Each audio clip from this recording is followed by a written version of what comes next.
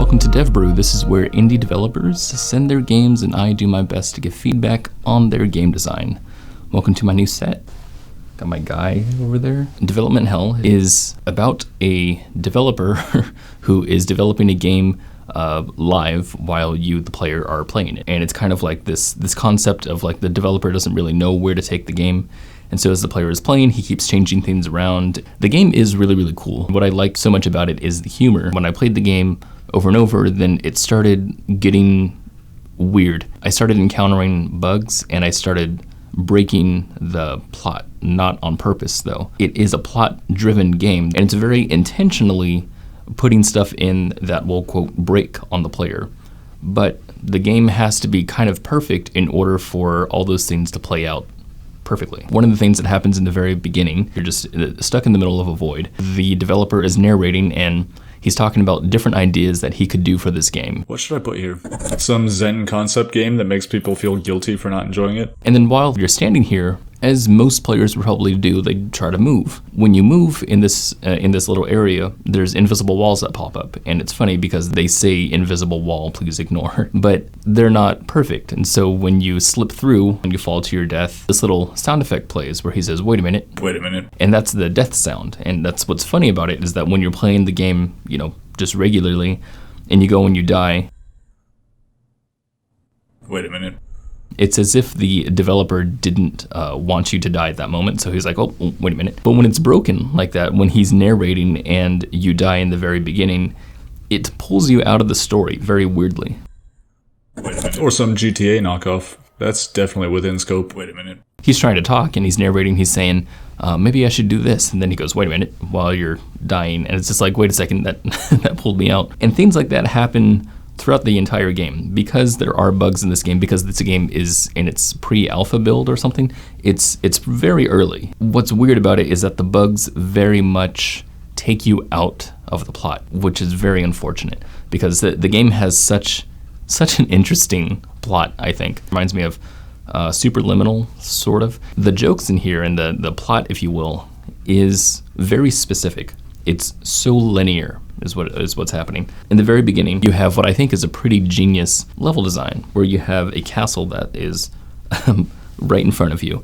And as soon as you try to go towards the castle, then the developer stops you and says, wait a minute, and then scribbles some notes to himself. And then when you're going to complete the game, then he removes a piece of sidewalk and says, slow down. Like, he doesn't want you to complete the game just yet. So that's really nice, but those things are very reliant on the player moving specifically. They have to move just like that. If you slow down when he says slow down instead of falling, then you can complete the level, but there's no completion involved. Like, there's no animation or anything like that. It's more or less just a bug. You have to hit certain trigger points at certain times, and you have to do that perfectly every time. And not every player is going to do that because everyone has a different type of play style. I feel like the humor is delivered best in this stealth section, and I think it's because of interactive jokes, basically, of the jokes that rely on interaction, of the player actually, interacting with things in order to get the joke. So for example, when you first enter the first room, you have this big giant key that's sitting on the table with a little blue tag on it. And I think it's really funny just to have something that obvious right in front of you. And I really like that you're poking fun at that idea. Then you're introduced to a lot of what seems to be jokes that rely on environmental storytelling. The bathroom is just a bunch of sliding doors that lead to toilets, and then one of the toilets is just a snack machine instead. There's a giant picture on the wall. It's supposed to be a mirror that's like hasn't been built in yet because he hasn't learned how to put mirrors in yet. And I really like that idea. It's designed the same as any other game where you just have storytelling elements around you, except they're jokes instead. And I really like that. When you're walking throughout this area, and you can see that they're making security cameras, which I think is pretty funny. And then you can even look at the security camera and they say this part towards player and this part is something else. You also have boxes that are full of plot armor. You have an area in the hallway that has cameras that are impossible to move past without being seen. If you get caught by the cameras several times in a row, then they just turn off. Intruder spotted. But camera detection's a pain. Maybe I don't want to mess with that. It's fun because they're interactive jokes. They're jokes that, again, rely on the player to basically make any sense of them. And I think those are the jokes that land the best. Most of the jokes in here, however, kind of rely on the player to go to certain points, like hit certain trigger points, especially in the open world RPG section. There's multiple sections. The first one is this prototype area. The second one is this security kind of stealth game. The third one is a platformer, 3D platformer. And then the fourth one is this open world RPG. And I really like that this whole thing is first person and he just keeps changing the genre. But as the genre changes, I feel like the humor should also change. And it kind of does. He has this joke in the open world RPG part. He gives missions to the player. The missions are just loops, and they're just endless loops. I'll need to throw in some side quests to kill some extra time, too. I guess I'll put a couple people on the map that'll give out random things. Hey, hero, head to the Sea cave. get the Crab. and then bring it to Me. And it's like that kind of stuff is really funny, but in order for these jokes to happen, you have to go to certain points in the map. And that's what kind of sucks about it, is because when you go to those certain points, you may not stop. When you get to this area, there's a tower that pops up. I could throw a tower in these ruins to give people a better view. And then when you come up to the top, and then he says something about adding subtle visual cues. And it's funny because he adds very obvious cues instead. But if you're not looking specifically at that part, then you won't get the joke. And then from the top, I can let people see some subtle environmental cues to give them direction. And because this game, again, is kind of pre-alpha, it's still very early in development, not all of these jokes land. They have to be no bugs in order for all these jokes to land. And that kind of sucks, because when you play through any kind of game and know that it's kind of rough, you can just kind of play through it and be like, oh, I can forgive that for happening, I forgive that for happening. But when the actual plot is in jeopardy because there's bugs, you can't really play it until it's completely finished, and that kind of sucks. But one of the things about these deliveries of humor, the deliveries are very linear, even if it's in the open world RPG section. For example, when you climb up the mountain and you get to this first level, you go to this little area that there's a little pond next to you. But because the level design is in a loop, you might hit triggers backwards. You're supposed to be facing the pond, and when you get to the pond, he keeps resetting your position, so he's like, oh, wait, no, I gotta add something else. Wait, let me just change one more thing, and then I swear I'm actually done. But it doesn't work when you go the opposite way. Alright, this needs some obstacles.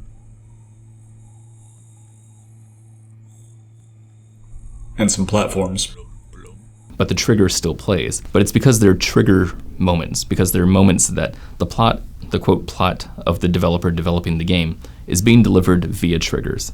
And those can get mixed up, especially in like an open world type of game. I said this game kind of reminds me of Superliminal, and I'm going to talk about that for a second. It's a little spoilery because it happens at the end of the game, so if you don't want to hear the spoilers, go to this section in the video. At the very end of the game, there's this plot point that happens where the narrator is explaining to you what all of these levels had in common. The levels start to change while you're walking, but it doesn't change because you get to certain trigger points. It changes based on timing, but it's because the narrator is talking that it means anything, right? That the place around you is changing. What's nice about it is that it complements any playstyle because it's not based on triggers.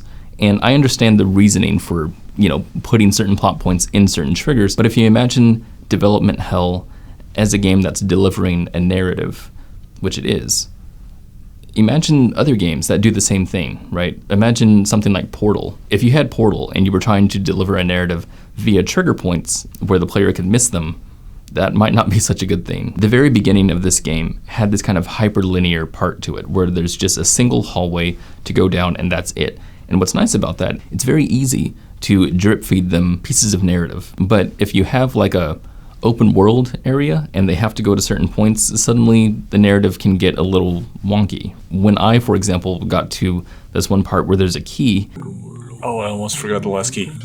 He's like, oh, almost forgot to put the last key. But if I'm not facing the certain direction, like if I'm coming from the other way, then it makes no sense. He says, oh, forgot to put the last key, and I can't see what he's talking about. So what I would do is I would think about the jokes as the narrative. I would try to figure out how to put the player in certain situations where they have to get to certain areas or have the narrative be not so linear. Like the part with the waterfall, for example, where you could go, to this waterfall area, and he's like, I should put a secret behind the waterfall. I feel like I should probably hide something behind this waterfall. You go behind there and there's a secret.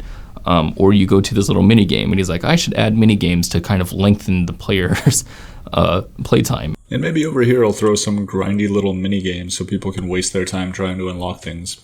And then you play the mini game and it gives you 1 hero points. Like that kind of stuff is just so great. Those pieces of the narrative are only delivered when the player is interacting with those areas. They're still trigger based, but the player isn't needing to be facing in one direction or the other. It's based on interaction rather than, where your player is facing, basically. All in all, I really liked what the game was, and I especially liked the ending. I thought the ending was pretty funny. And I would like to see something like this grown into a bigger game. Like I'm sure that's what this is just a simple game and probably reflects that of what the developer was actually going through. So, if this is where the game ends, that's totally fine. I really like the idea, and I would like to see something like that elongated. I just think it's a lot of fun. So yeah, that is what I think about this game.